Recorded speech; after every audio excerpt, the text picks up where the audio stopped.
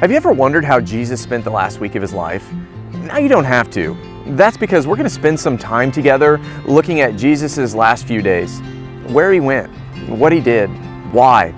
And then we're going to ask a really important question. What does any of that have to do with us?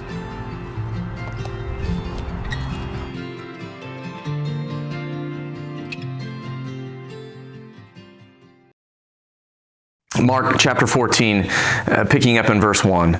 And now the Passover and the festival of unleavened bread were only 2 days away, and the chief priests and the teachers of the law were scheming to arrest Jesus secretly and kill him. But not during the festival, they said, or the people may riot. While Jesus was in Bethany, reclining at the table in the home of Simon the leper, a woman came with an alabaster jar of very expensive perfume made of pure nard.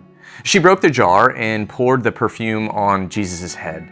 Some of those present were saying indignantly to one another, "Why this waste of perfume? It could have been sold for more than a year's wages and the money given to the poor." They rebuked her harshly. "Leave her alone," Jesus said.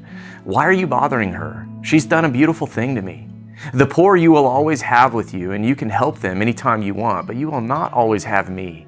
She did what she could. She poured perfume on my body beforehand to prepare for my burial. Truly I tell you, wherever the gospel is preached throughout the world, what she's done will also be told in memory of her." Jesus was rising in popularity, but he was popular with the wrong people. While the crowds were riveted by Jesus' teaching, the religious leaders were secretly plotting to arrest and kill him. As it turns out, so was Judas, one of his friends. Meanwhile, Jesus was outside of Jerusalem in Bethany having a meal when in walks an uninvited guest with a gift, an alabaster jar of pure nard.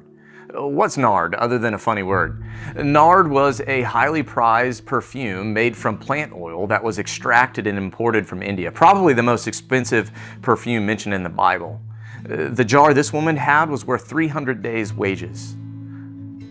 What would you do with something like that? Would you use it slowly over time? Keep it on a shelf for others to see and admire? Not her. She broke the jar and poured all of the perfume onto Jesus' head. And people watching were indignant. "What a waste," they said. "That money could have been given to the poor." To them, her actions were offensively excessive. Jesus sees it differently, though. He usually does. Her actions weren't excessive and wasteful. No, they were beautiful. Beautiful because she was more interested in honoring Jesus than keeping her expensive perfume to herself. She wanted Jesus more than she wanted anything else. She had her priorities right. And because of her devotion to Jesus, he assured that her story would always be told. What do your actions say about your priorities? What are your relationships, your schedules, your spending habits? What do they say about your devotion to Jesus? Ask Jesus to give you a heart that desires him over anything else.